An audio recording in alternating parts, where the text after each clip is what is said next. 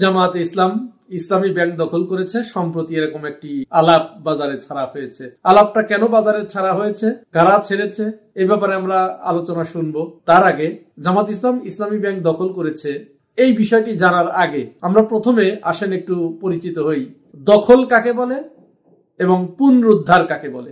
দখল এবং পুনরুদ্ধার সম্পর্কে যদি আমরা পার্থক্য নির্ণয় করতে না পারি তাহলে হয়তো আমাদের জানার পরিধি আরো বৃদ্ধি করার দাবি রাখে। প্রথমত আসুন আমরা জানি দখল কি।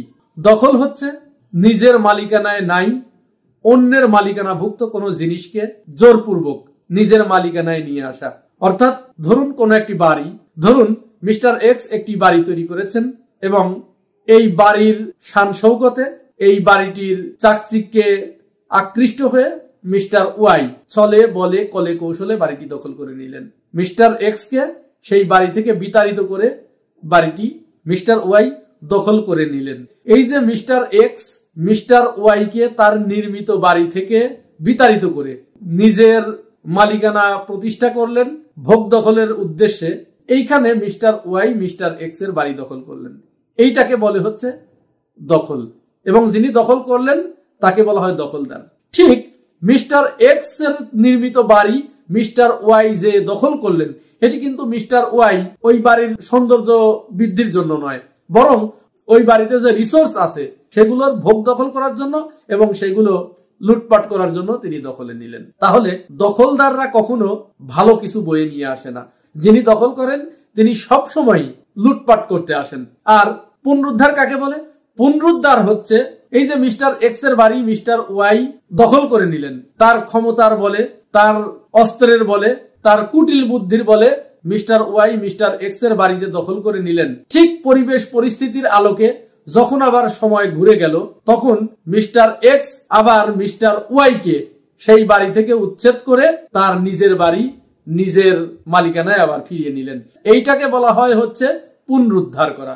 তাহলে আমরা দখল এবং পুনরুদ্ধার সম্পর্কে একটা ধারণা পেলাম। এখন যারা বাজারে এই আলাপ ছেড়েছেন যে জামাত ইসলাম ইসলামী ব্যাংক দখল করেছে, তাদের সম্ভবত ইসলামী ব্যাংক প্রতিষ্ঠার ইতিহাস সম্পর্কে বিন্দুমাত্র ধারণা নাই। হ্যাঁ, কোনো ধারণা নাই। তারা শুধুমাত্র ধারণার বশবর্তী হয়ে এই মন্তব্য করছেন। আমি ইসলামী ব্যাংকের ইতিহাস অল্প একটু আপনাদের বলবো। তার আগে একটা আলাপ আসেন সেরে নেই, কেন এই আলাপটা বাজারে ছাড়া হলো।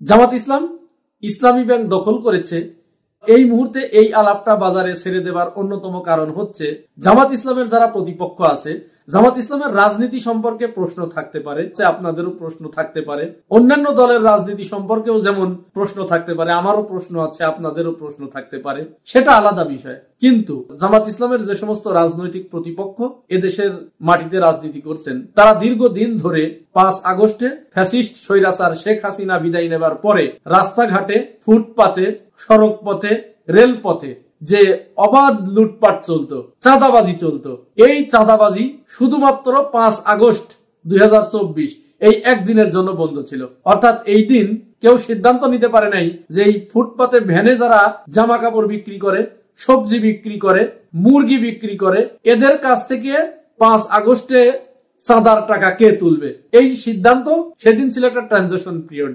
শেখ হাসিনা পালিয়ে গেল, পালিয়ে যাওয়ার সাথে সাথে তার যারা সাঙ্গপাঙ্গ ছিল তারাও সেদিন গা ঢাকা দেয়, যার কারণে এই একটা দিন মাত্র এই চাঁদাবাজিটা বন্ধ ছিল।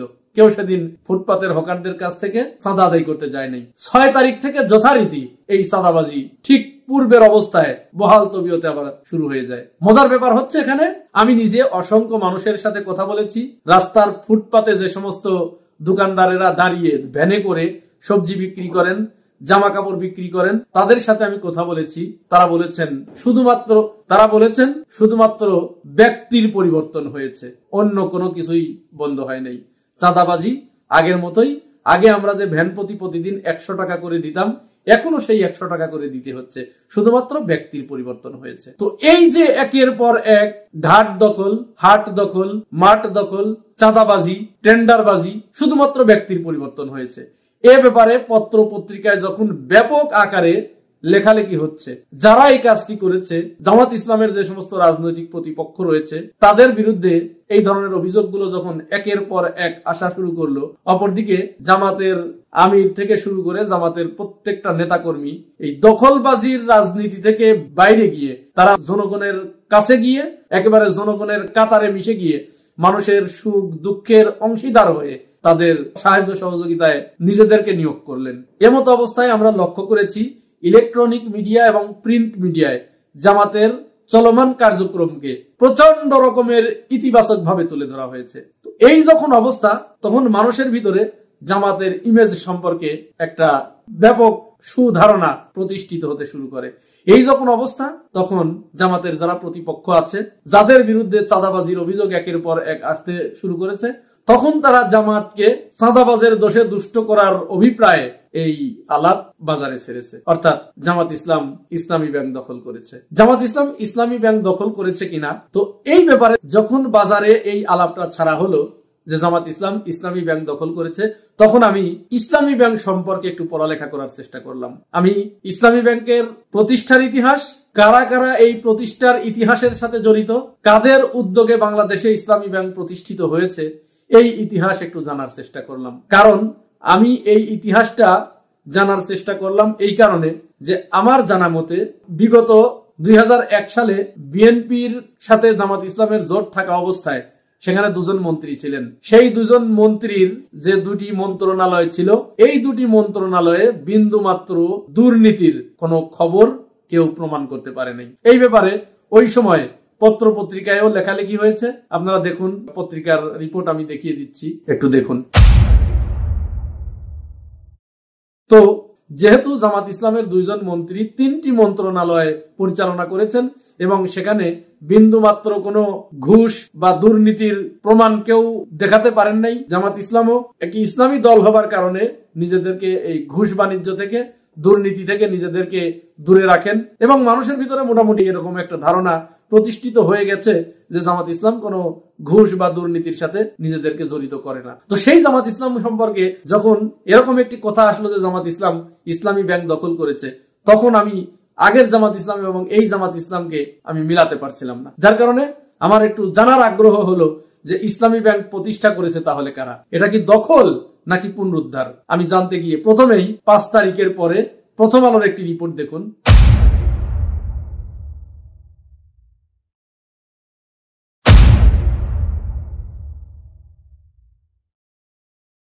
5 তারিখে শেখ হাসিনা পালিয়ে যাবার পরে প্রথম আলো এই যে রিপোর্টটি করেছেন, সেখানে তিনি বলেছেন এস আলমের দখল থেকে ইসলামী ব্যাংক পুনরুদ্ধার। অর্থাৎ শেখ হাসিনা তার শাসনামলের দ্বিতীয় মেয়াদে 2017 সালের 5 জানুয়ারি ব্যাংকের তৎকালীন এমডি আব্দুল মান্নানকে তার পরিবাগের বাসভবন থেকে ডিজিএফআই এর কয়েকজন ঊর্ধ্বতন কর্মকর্তা ঘুম থেকে তুলে নিয়ে গিয়ে ক্যান্টনমেন্ট পরিচালিত একটি রেস্টুরেন্টে তাদেরকে বসিয়ে অস্ত্রের মুখে তাদেরকে পদত্যাগ করতে বাধ্য করা হয়। এই খবর ওই সময়ে আপনারা যারা আগ্রহী পাঠক একটু দেখে নিতে পারেন। ওই সময়ে 2017 সালের 5 জানুয়ারি পত্রপত্রিকা আপনারা ঘাঁটলেই দেখতে পাবেন যে সেখানে সরকারের নির্দেশে, স্বয়ং শেখ হাসিনার নির্দেশে সরকারের গোয়েন্দা সংস্থা ডিজিএফআই এর ঊর্ধ্বতন কর্মকর্তারা তৎকালীন ব্যাংকের এমডি, চেয়ারম্যান এবং আরো কয়েকজনকে জোরপূর্বক অস্ত্রের মুখে তুলে নিয়ে গিয়ে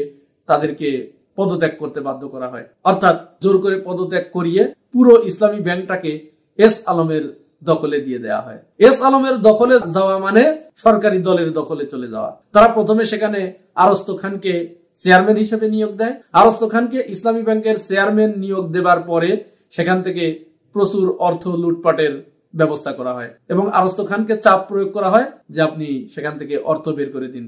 কিন্তু আরস্ত খান এই প্রতিষ্ঠানের উত্তর সমৃদ্ধি দেখে, এর জনপ্রিয়তা দেখে, এর পেইড আপ ক্যাপিটাল, এর আমানত সবকিছু দেখে তিনি এইখান থেকে 1টি টাকা তসরুপ করার সুযোগ দিতে রাজি পান নাই। যার কারণে আরস্ত খানকে আর সেই পদে রাখা হয়নি, তাকে অল্প কয়েকদিনের ব্যবধানেই সেখান থেকে সরে যেতে বাধ্য করা হয়েছে।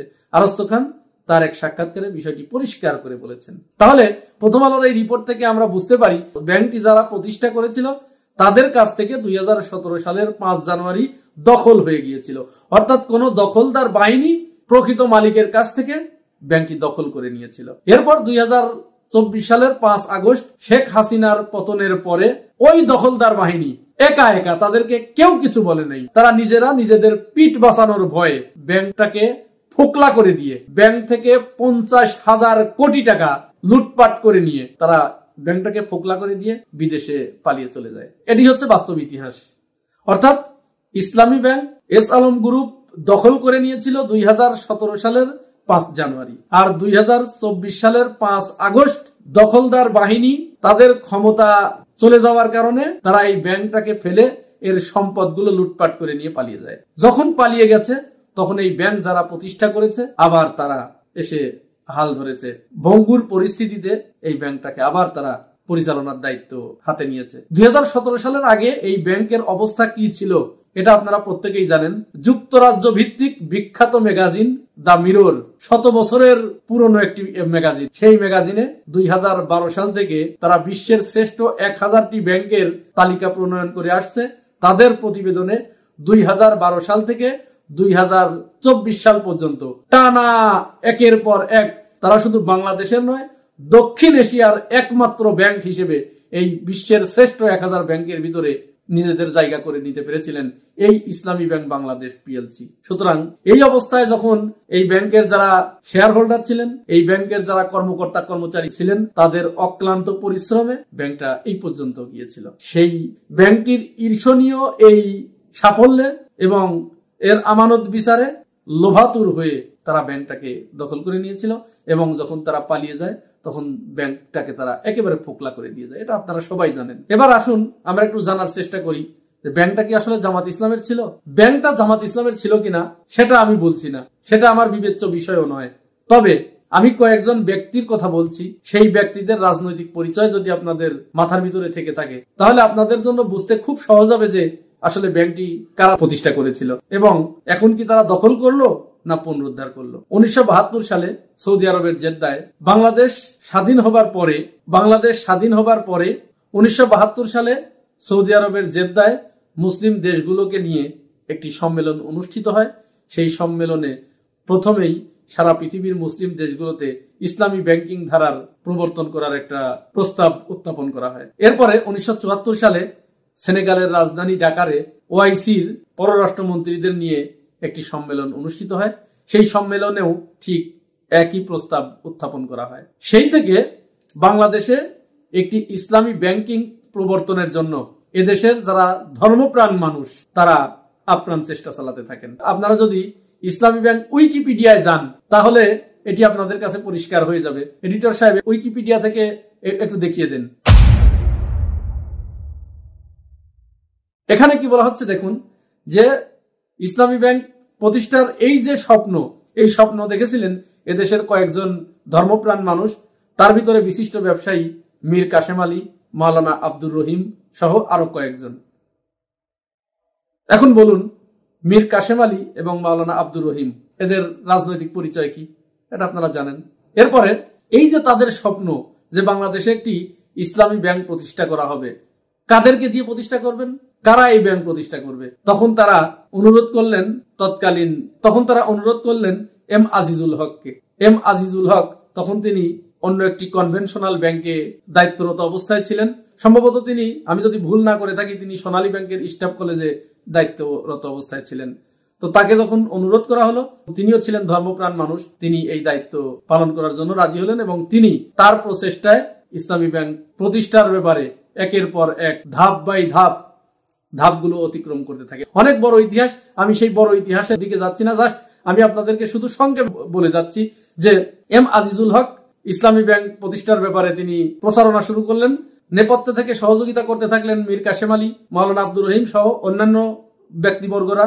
আর এম আজিজুল হক তিনি পরিচালনগত কার্যক্রম পরিচালনার জন্য তিনি ভিতরে ভিতরে লোকবল সংগ্রহ করতে শুরু করলেন এবং অর্থ কালেকশন করা শুরু করলেন। তো এই যে তিনি মানুষের কাছে যাচ্ছিলেন, বিভিন্ন জনের কাছে দাওয়াত দিচ্ছিলেন, বিভিন্ন জনের কাছে যখন ইসলামী ব্যাংকের কথা বলছিলেন তখন কিন্তু এত সহজ ছিল না। তখন অনেকেই মেনে নেয়নি এটা যে এদেশে ইসলামী ব্যাংক আবার সম্ভব, কারা এটা করবে, ইসলামী ব্যাংক এদেশে চলতে পারে, এই ধারণা কোথা থেকে এলো। অর্থাৎ অনেকেই বাধা দিয়েছে। এমনকি বাংলাদেশ ব্যাংকে অনুমতি চাওয়ার পরেও অনুমতি দেওয়া হয় নাই। অনেকবার তাদের প্রস্তাবকে প্রত্যাখ্যান করা হয়েছে, রিজেক্ট করা হয়েছে।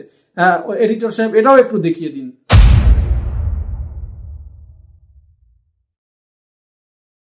দেখুন কয়েকবার তার প্রস্তাব প্রত্যাখ্যান করা হয়েছে। এরপরে অবশেষে বাংলাদেশ ব্যাংক যখন অনুমোদন দিলেন, তখন মূলধন সংগ্রহের যে ব্যাপারটি সামনে এলো, মূলধন সংগ্রহটা এটাও আরেকটা ইতিহাস। তখন এম আজিজুল হক তার একটা সাক্ষাৎকারে, প্রিয়.com এর সাথে একটা সাক্ষাৎকারে তিনি এই ব্যাপারে বিস্তারিত বলেছেন। আপনারা যে কেউ চাইলে প্রিয়.com থেকে এম আজিজুল হকের সেই সাক্ষাৎকারটি পড়ে নিতে পারবেন। সেখানে এম আজিজুল হক বলেছেন যে তিনি প্রথমে শেয়ার হোল্ডারদের কাছে 25,000 টাকা করে চাইলেন, কিন্তু এই 25,000 টাকা যাদের কাছে চাইলেন 50-60 জন লোককে একত্রিত করে, তারা কেউ তখন এই টাকা দিতে রাজি হচ্ছিল না। অর্থাৎ তখন তাদের ভিতরে একটা মরা ভাব, 25,000 টাকা দেবো, এখানে টাকাটা হয়তো লসই যাবে, মার যাবে, এরকম একটা অবস্থা। তখন অনলি 10-12 জন লোক এই 25,000 করে টাকা দিয়েছিলেন, এবং তিনি বিস্তারিত সেখানে বলেছেন। বাহির থেকে একজন এসেছিলেন, তার কাছে বলার সাথে সাথে তিনি ওই সময় 1 লক্ষ টাকা দিয়ে তিনি শেয়ার নিতে রাজি হলেন। এইভাবে তখন ইসলামী ব্যাংকের শেয়ার কালেক্ট করা হয়েছে। এরপর আপনারা জানেন 1983 সালের 29 মার্চ ব্যাংকটি বাংলাদেশ ব্যাংকের কাছ থেকে অনুমোদন প্রাপ্ত হয়। তখন এর নাম ছিল international Islamic bank of Dhaka limited. এই নামেই বিদেশ থেকে টাকা এসেছিল। পরবর্তীতে 30 মার্চ 1983 সালে ব্যাংকটি ইসলামী ব্যাংক বাংলাদেশ লিমিটেড নাম ধারণ করে তার ঐতিহাসিক যাত্রা শুরু করে, এবং শুরুতেই চেয়ারম্যান ছিলেন আব্দুর রাজ্জাক লস্কর। তো এই আব্দুর রাজ্জাক লস্করের রাজনৈতিক পরিচয় কি আপনারা একটু খোঁজ খবর নেবেন। এম আজিজুল হকের রাজনৈতিক পরিচয় কি আপনারা একটু খোঁজ খবর নেবেন। মোহাম্মদ ইউনুস এই ফাউন্ডারদের ভিতরে তিনিও একজন, তার রাজনৈতিক পরিচয় কি আপনারা একটু খোঁজ খবর নেবেন। মীর কাসেম আলীর রাজনৈতিক পরিচয় কি আপনারা একটু খোঁজ খবর নেবেন। এই খোঁজ খবর যখনই আপনারা নেবেন, তখনই আপনাদের কাছে বিষয়টি পরিষ্কার হয়ে যাবে যে ইসলামী ব্যাংক জামাত ইসলাম কি দখল করেছে, না তার নিজের রক্ত দিয়ে, ঘাম দিয়ে, শ্রম দিয়ে, মেধা দিয়ে, বুদ্ধি দিয়ে তিলে তিলে গড়ে তোলা একটা প্রতিষ্ঠানকে দখলদারের কাছ থেকে পুনরুদ্ধার করেছে।